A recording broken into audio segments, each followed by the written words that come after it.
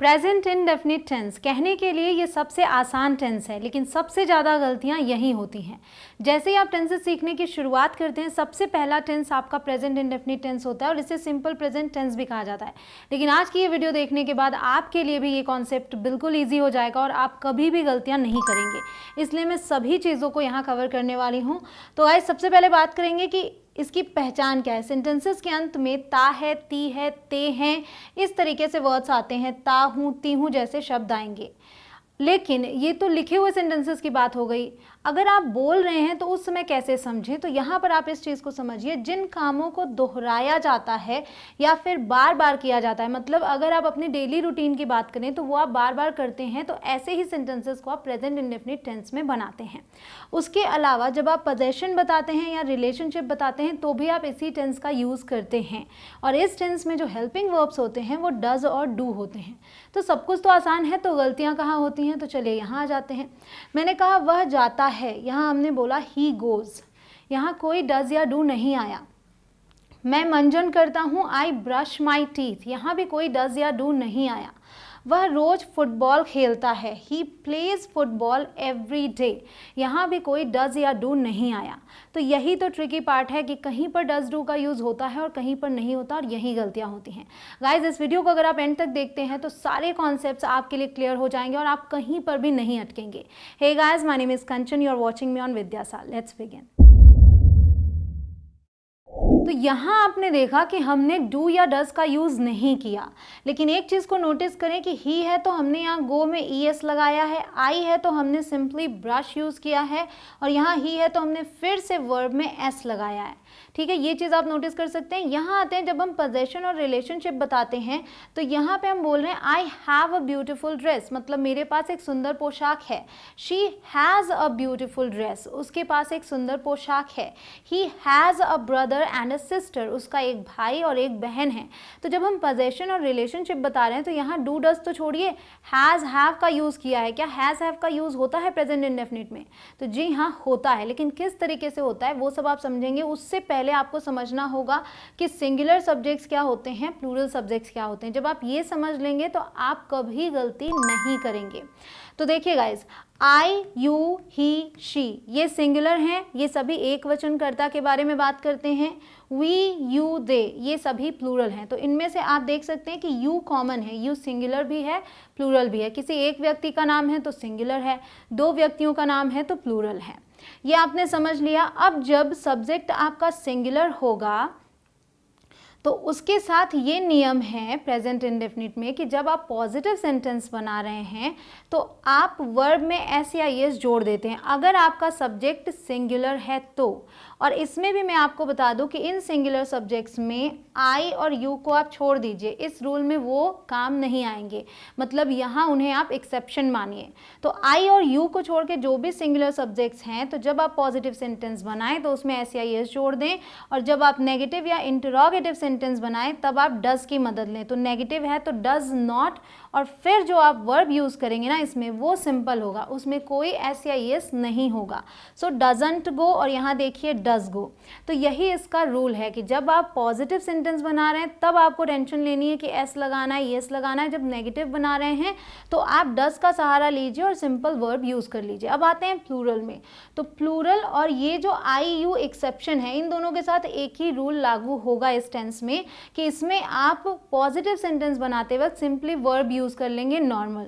ठीक है, और जब आप नेगेटिव बनाएंगे तब आप डू की मदद लेंगे। यहाँ डू नॉट को मिला के हमने डोंट की बात की है, डोंट, और फिर आप वर्ब यूज़ करेंगे नॉर्मल, इसमें कोई एस या एस नहीं आता, ये ध्यान रखेंगे। सो डोंट गो, यहाँ पे डू गो।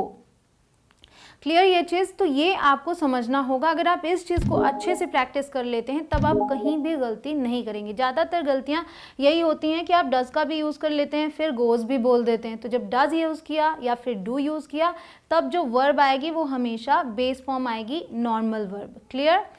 अब आते हैं हम सेंटेंस स्ट्रक्चर पे। अब आप इस चीज़ को बहुत अच्छे से समझ पाएंगे। पॉजिटिव सेंटेंस स्ट्रक्चर क्या है? सब्जेक्ट है, वर्ब है, ऑब्जेक्ट है।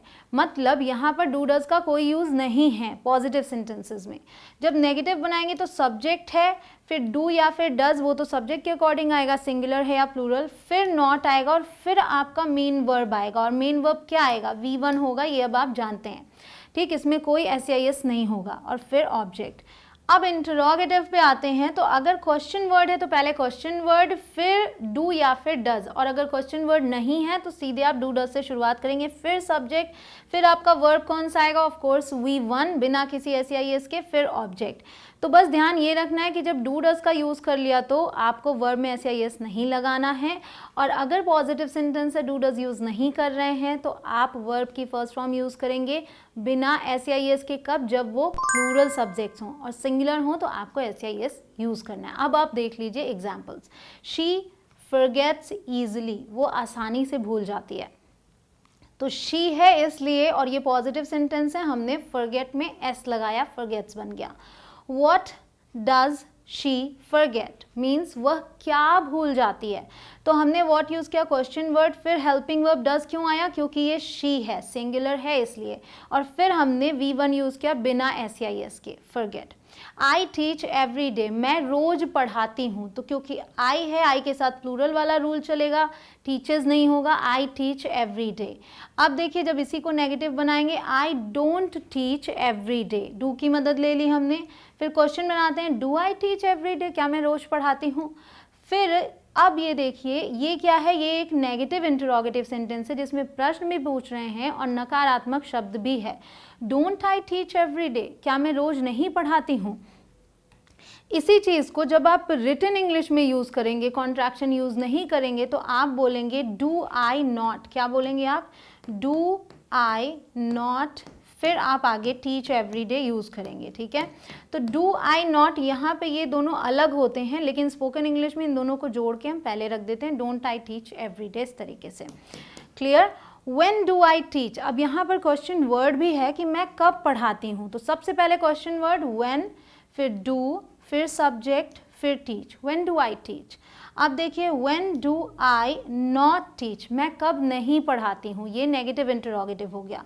फिर व्हेन डोंट आई टीच, अब इन डू और नॉट को हमने जोड़ के यहाँ लिख दिया। हो गया ना आसान? बस इतना ही है। अगर आप ध्यान दें तो बहुत ही आसान है। थोड़ी सी ज़रूरत है ध्यान रखने की कि आप किस तरीके से बोल रहे हैं। अगर आप कॉन्ट्रैक्शन का यूज़ कर रहे हैं तो इस तरीके से आप बोलेंगे, अगर कॉन्ट्रैक्शन का यूज़ नहीं कर रहे हैं तो इस तरीके से बोलेंगे। डू डज का यूज़ कर रहे हैं तो वर्ब कैसे यूज़ करना है, इस बात का आपको बस ध्यान रखना होगा।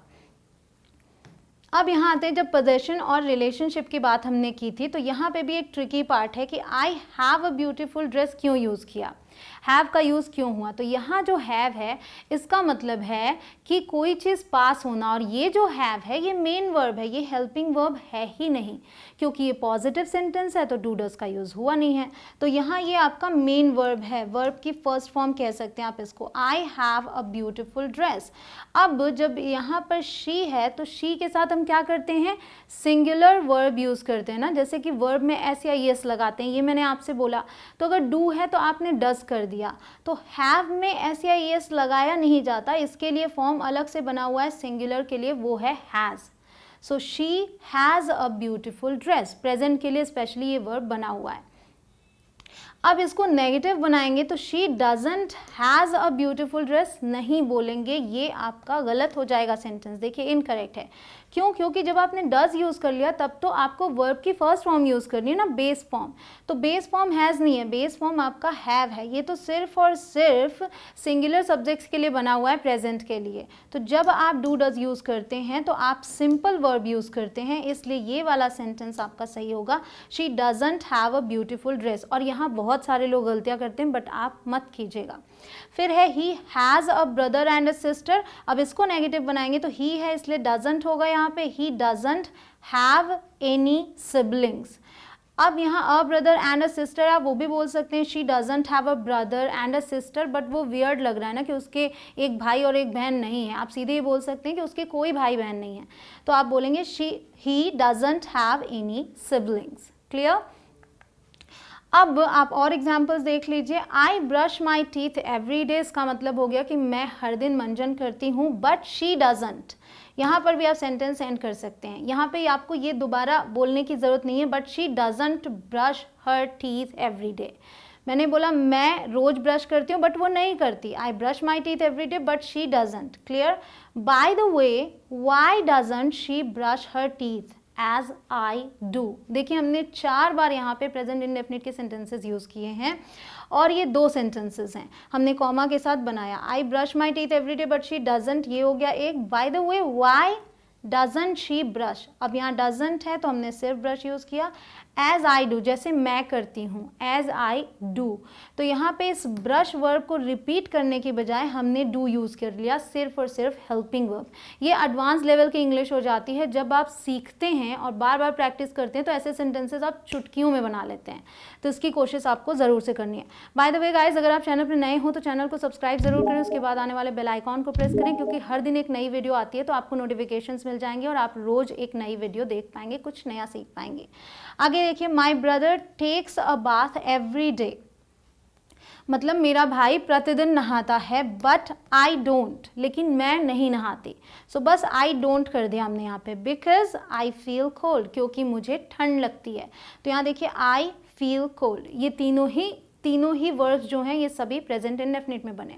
अब देखिए, every student studies every day. अब यहाँ पे हम every student study every day क्यों नहीं बोल रहे हैं? क्योंकि एवरी जब लग जाता है इसका मतलब हम प्रत्येक की बात कर रहे हैं, हर किसी की, लेकिन एक एक की। तो every student studies every day. If they don't, अगर वो नहीं करते, दे फेल। ये एक फैक्ट है कि भाई पढ़ोगे नहीं तो आप कैसे पास होगे। तो यहाँ पे हम इस तरीके से इसको बना सकते हैं, if they don't they fail. अब यहाँ आते हैं, my father goes to the shop and gets me a new gift. मेरे पिता दुकान जाते हैं और मेरे लिए एक नया उपहार लाते हैं। सो माई फादर सिंगुलर, गोज कर दिया और यहाँ गेट्स किया क्योंकि सब्जेक्ट वही है। उसके बाद आपके लिए क्वेश्चन है जो आपको कमेंट सेक्शन में लिखना है। What is the negative of this sentence? She has a picture.